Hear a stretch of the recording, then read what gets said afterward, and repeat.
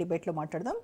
పూర్తి విశ్లేషణ అందించడానికి మనతో జాయిన్ అవుతున్నారు సీనియర్ అనలిస్ట్, సీనియర్ జర్నలిస్ట్ అందే సత్యం గారు. నమస్కారం సత్యం గారు.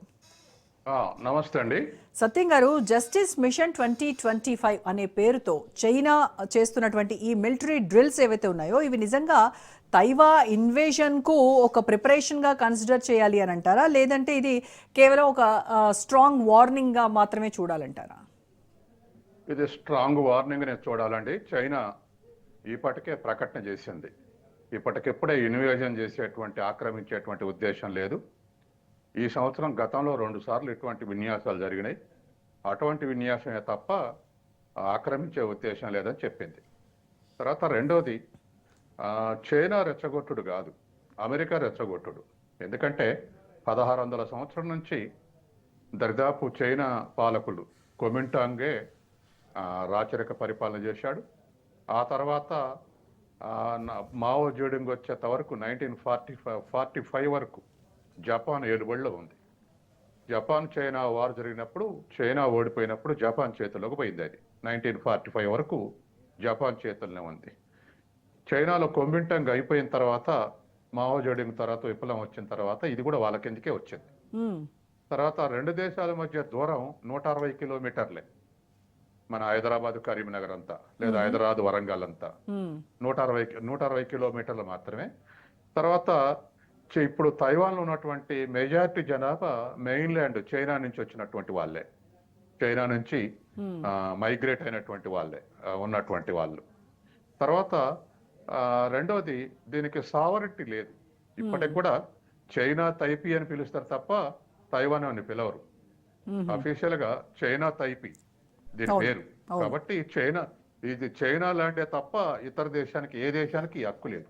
ఎప్పుడో 16వ శతాబ్దం ముందు పోర్చుగల్, డచ్ వాళ్ళు దీన్ని పరిపాలించారు. ఆ తర్వాత రకరకాలుగా చేతులు మారుకుంటూ వచ్చి అది చైనా మెయిన్ ల్యాండ్ కు సంబంధించింది కాబట్టి చైనా చేతుల్లోకి వచ్చింది.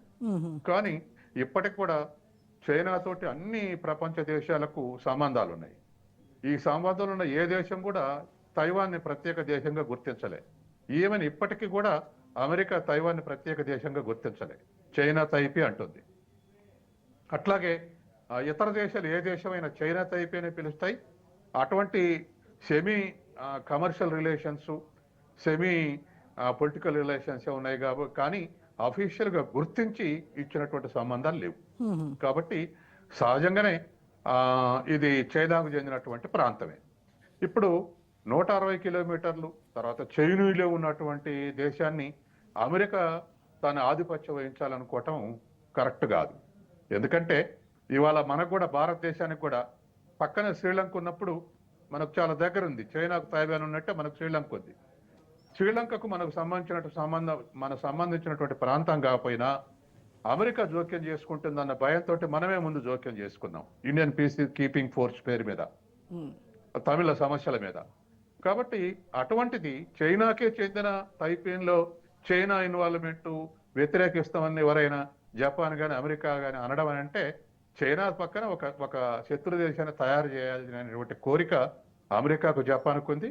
తర్వాత ఇప్పుడు ఈ సందర్భంగా ఎందుకు ఈ చైనా ఈ ప్రదర్శనలు చేస్తుంది, eastern command 3 types of forces అంటే, మొన్న అమెరికా ఒక ప్రకటన చేసింది, మళ్ళీ $11 బిలియన్ విలువైనటువంటి ఆయుధాలు తైపీకి ఇస్తుందని. ఆ ప్రకటనతోటి చైనా ఉలిక్కిపడి వాళ్ళ వీటికి ఈ ప్రదర్శనలకు దారితీసింది. తర్వాత దాని వెనకాలనే, అమెరికా ప్రకటన వెనకాలనే జపాన్ మేము రక్షిస్తామని చెప్పేసి జపాన్ స్టేట్మెంట్ ఇచ్చింది. కాబట్టి అసలు ఈ 2 దేశాలకు సంబంధం లేని విషయం. ఒకవేళ ఒకటే ఏమిటంటే, చైనాలో ఉన్న సిస్టమ్ తైవాన్లో లేదు. తైవాన్లో డెమోక్రటిక్ కంట్రీ ఉంది, 80 నుంచి ఎన్నికల ద్వారా ఎన్నుకున్నటువంటి ప్రభుత్వం ఉంది. చైనా వ్యతిరేక వాళ్ళు గెలుస్తున్నారు తైవాన్లో. చైనా తోటి కలిసిపోయే వాళ్ళు ఉన్నారు, చైనా ప్రత్యేకంగా, తైవాన్ ప్రత్యేకంగా ఉండాలని కోరుకునే వాళ్ళు ఉన్నారు, ప్రత్యేకంగా ఉండాలని కోరుకునే వాళ్ళు గెలుస్తా ఉన్నారు ఎలక్షన్లో. కాబట్టి ఇవాళ ఉన్నటువంటి పరిస్థితుల్లో అది చైనా, తైవాన్ నిర్ణయించుకోవాలి తప్ప అమెరికా నిర్ణయించడం కరెక్ట్ కాదు. అమెరికా ఆయుధాలు సప్లై చేయడం కరెక్ట్ కాదు. ఇప్పుడు మన దేశం ఉంది, మన దేశానికి కాశ్మీర్ ఎవరైనా ఆయుధాలు సప్లై చేస్తే మనం ఊరుకుంటున్నామా? అందుకని ఇక్కడ తర్వాత రెండోది, అమెరికాకు చైనా సరిహద్దులు ఏం పని? చైనాకు 160 కిలోమీటర్లు అంటున్నాం కదా, అమెరికాకి ఇక్కడేం పని? కాబట్టి ఇవాళ ఉన్నటువంటి పరిస్థితుల్లో జపాన్కు సపోర్టుగా, ఫిలిప్పీన్స్కు సపోర్టుగా, తూర్పు సముద్రంలో తర్వాత చుట్టూ తైవాన్ చుట్టూ ఉన్నటువంటి వాటిలో క్వాడ్ ఏర్పాటు చేసి 4 దేశాలు, మనం కూడా అందులో ఉన్నాం. అమెరికా, ఆస్ట్రేలియా, జపాన్, ఇండియా, ఈ 4 దేశాలు క్వాడ్ ఏర్పాటు చేసి, క్వాడ్ పేరు మీద కొన్నాళ్ళు తడొకొక దేశం లేదా దేశాలు 4 దేశాలు కలిసి విన్యాసాలు చేసినాయి చైనా తూర్పు ప్రాంతంలో. అయినప్పటికీ మనం క్వాడ్లో మెంబర్ అయినప్పటికీ ఈ మధ్య చైనాతో సంబంధాలు పునరుద్ధరించుకుంటున్నాం. ఈ క్వాడ్ ఎంత వరకు ఉంటుంది, ఏం చేస్తుంది అనేది ముందు తేలాల్సినటువంటి అంశం. కానీ తైవాన్ తోటి డైరెక్ట్ గా ఇది తైవాన్ అని సంబంధాలు పెట్టుకున్న దేశం లేదు. చైనీ తైపీ అనే పెట్టుకున్నాయి సంబంధాలు. కాబట్టి ఆ ఆస్పెక్ట్ లో మనం దీన్ని చూడాలి. ఎందుకంటే ప్రపంచవ్యాప్తంగా స్థావరాలు చైనాకు లేవు, లేదా రష్యాకు లేవు, అమెరికాకు ఉన్నాయి. దరిదాపు ఒక లెక్క ప్రకారం 760 సైనిక స్థావరాలు ఉన్నాయి ప్రపంచవ్యాప్తంగా. ఈ సైనిక స్థావరాలు ఎందుకున్నట్టు అమెరికా సైనిక స్థావరాలు అంటే వివిధ దేశాల జోక్యం చేసుకోవడానికే. ఇప్పుడున్నటువంటి ఇస్లామిక్ కంట్రీస్ లో కూడా అన్ని దేశాల్లో పక్కన సైనిక స్థావరాలు పెట్టింది, కొన్ని దేశాల్లోనే సైనిక స్థావరాలు పెట్టింది. మనకు కూడా మనం ఎప్పటి నుంచో ఒక 50 ఏళ్ల నుంచి మొత్తుకుంటున్నాం, డేగో గార్సియాల సైనిక స్థావరం ఉండటానికి వీల్లేదు అని చెప్పేసి దక్షిణ సముద్రంలో. అందుకని ఇటువంటి దేశాలకు దగ్గరలో సైనిక స్థావరాలు ఏర్పాటు చేసుకుని ఆయుధ సామాగ్రిని నిల్వ చేసి, దాని వెనకాల ఆటమిక్ మిజైల్స్ ని సప్లై చేసి నిల్వ చేసి ఇవన్నీ చేసుకుంటూ ప్రపంచ శాంతికి విఘాతం కలిగిస్తుంది అమెరికా. కాబట్టి ఏదేమైనా ఒకవేళ అది తైపీ వ్యతిరేకిస్తే వాళ్ళ మధ్య తేల్చుకోవాలి ఏం చేసుకుంటారు అనేది. కానీ ఇంకో ఈ దేశం పోయి ఆ దేశం యొక్క దేవుల్ని మేము మా ప్రకారం నడవాలంటాం కరెక్ట్ గా నిజమే. దాంట్లో తైవాన్ లో 2 వర్గాలు ఉన్నాయి. చైనాతోటి కలిసిపోవాలనే వాళ్ళు ఉన్నారు, చైనాతోటి భిన్నంగా ఉండనే వాళ్ళు ఉన్నారు. చైనా సిస్టమ్ వేరు, సింగిల్ పార్టీ సిస్టమ్ ఉంది. తైవాన్ లో డెమోక్రటిక్ ఎలక్షన్స్ ఉన్నాయి.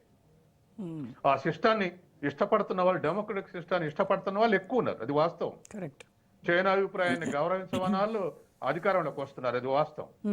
కానీ చైనాతో ఉండాలన్నా సపరేట్గా ఉండాలనేది చైనా ఇష్టం, తైవాన్ ఇష్టం, కానీ అమెరికా ఇష్టం, జపాన్ ఇష్టం కాదు.